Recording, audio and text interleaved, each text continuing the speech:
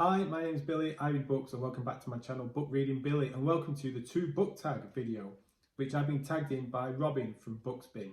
Now, Bookspin is a new science fiction channel, and Robin talks about quite a few books that I've got an interest in or that I'm looking to read, but he also covers books I've never heard of before, authors that are new to me, and my TBR as a result is growing and growing.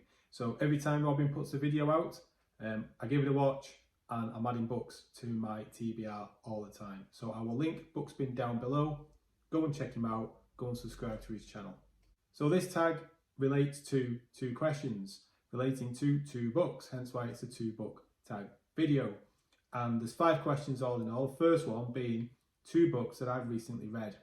And first one I'm going to talk about is Flowers for Algernon by Daniel Keyes. Now, this book I read at the start of this month.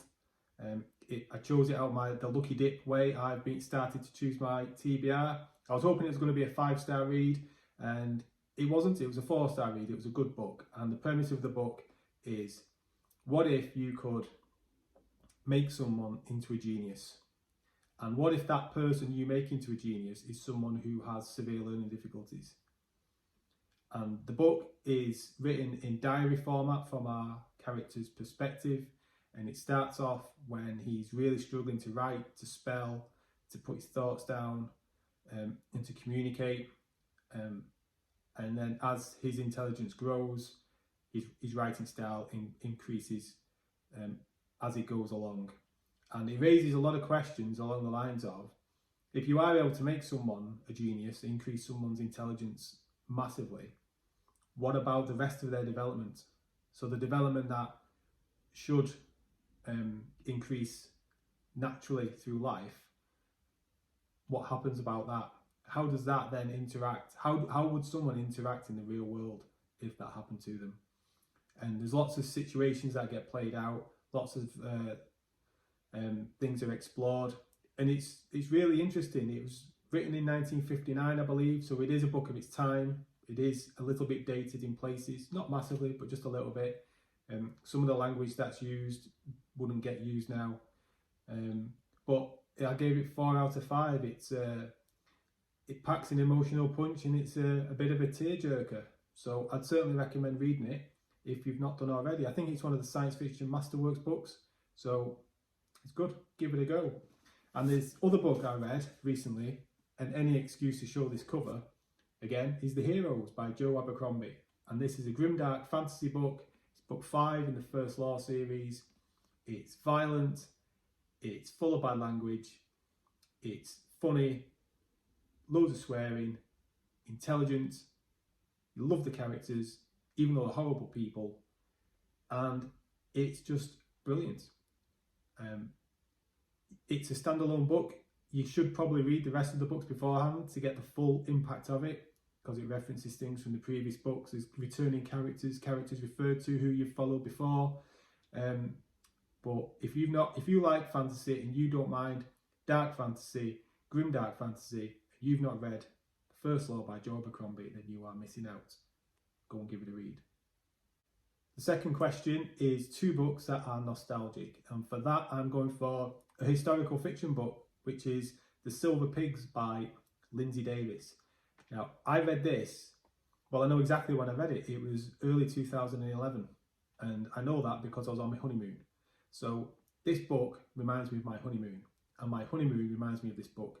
So whenever I think of either the book, I think of my honeymoon, and if I think of my honeymoon, then this book is linked to it. And I don't actually remember a massive amount about the book. It's set in Roman times, and I think it's like a mystery, detective-y type book, and I think the character is called Falco. I'm not getting mixed up with the character from The Greatcoat, who I think was called Falcio. I think it's called Falco. And yeah, so this reminds me of Australia, basically. So my honeymoon was the back end of 2010 is when I got married, and the honeymoon went into 2011. And we flew from Manchester to London, London to Singapore. I think we had a night in Singapore, Singapore to Perth. We stayed with friends there and saw New Year in. I think we had 4 days, maybe 5 days in Perth. Then from Perth to Sydney, we had 2 weeks in Sydney, and we just crammed as much in as we possibly could. And that was where I bought the book. I bought the book in a bookshop in Sydney. Because at the time I wasn't really reading anything in particular. I just every now and again on holiday I like to have a book to read. So I just picked it up on a whim. And the reason I don't remember much about it is because I was just so tired. Because we were ramming that much in to our honeymoon to see as much as we could. And then I was trying to read as well. There's just so much going on. You know when you're doing something or you're somewhere and you know you're not taking it all in, you know you're not experiencing it as much as you wish or you wanted to because there's just so much. So yeah, we had the 2 weeks in Sydney. I saw the Ashes Test match where England won in Australia at the Sydney Cricket Ground. Saw day 1 and day 5 of that. Turned out we were staying in the same hotel as the England players as well, so I got to meet a couple of them after they'd won. And then after Sydney, we flew to Hong Kong. I think we had 2 nights in Hong Kong, and then Hong Kong to London, London to Manchester. So as you can imagine, there was a lot going on there. There was a lot of flying, and when your life is changing massively because you've just got married, you're on the other side of the world, you're reading a book, it just, nostalgia-wise, I just feel like I'm in Sydney again when I think of that book. The other book I find nostalgic is The Book Thief by Markus Zusak. And I think this is classed as a fantasy book. That cover that I've got here isn't the cover of the book I read. The colour, the background colour on it was more like that yellowy colour, the lighter colour. And I remember seeing that in the shop at the time when I bought it. Again, I wasn't really reading much. I was rereading The Wheel of Time over and over again, basically, is what I was doing at that time in my life.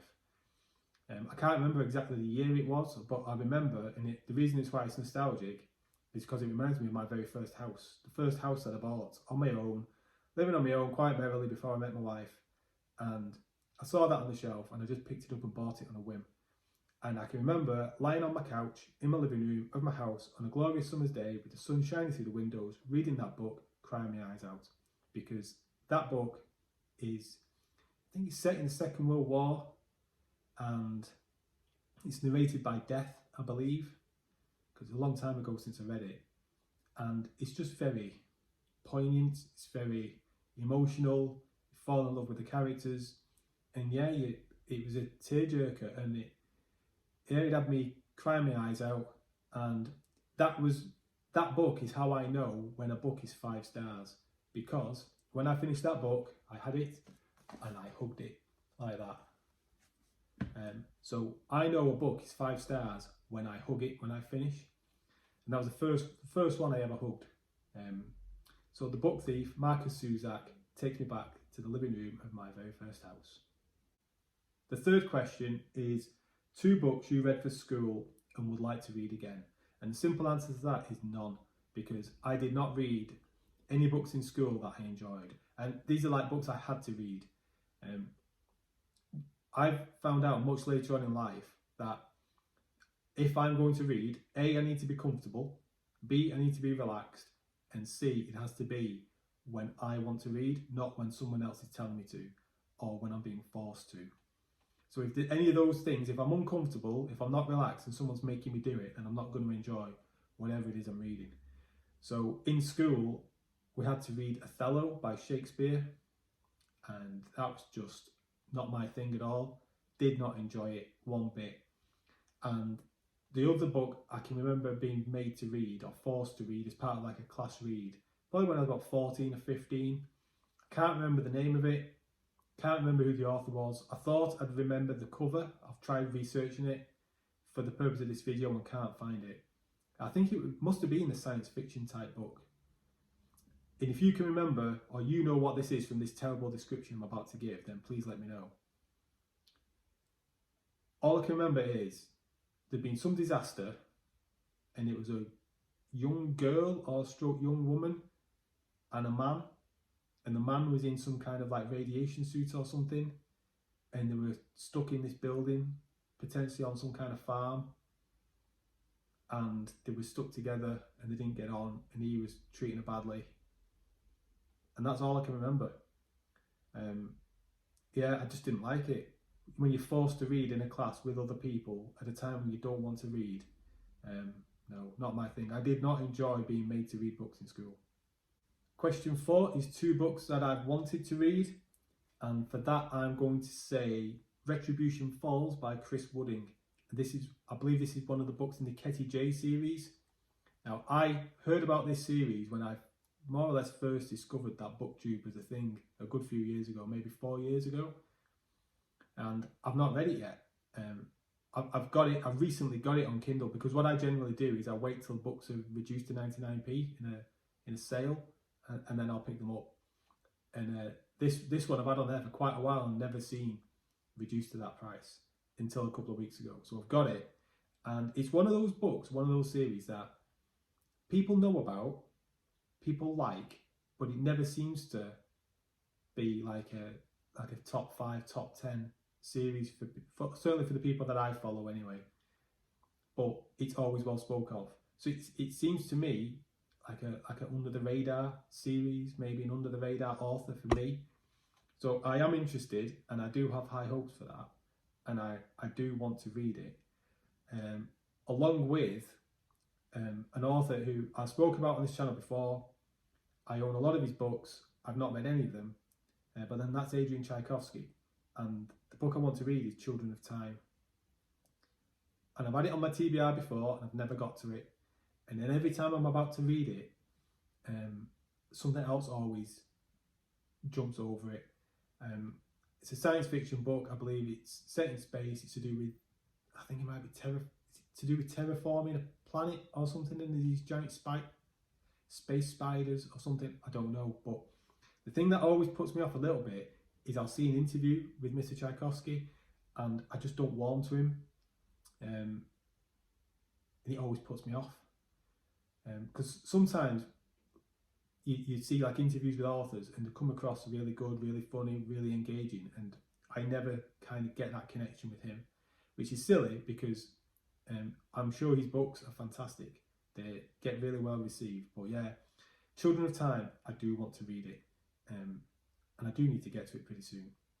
And then the final question is 2 hyped books I will probably read, and for that I'm going to go for Of Blood and Fire by Ryan Cahill. This is book 1 of Bound and the Broken series.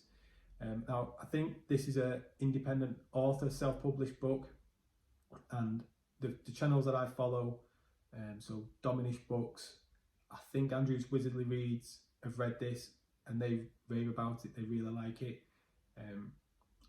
There's a couple of books out in the series already, and for everything I hear, this is an epic fantasy of the type that will just suit me down to the ground, and I've got real high hopes for this book and for this series.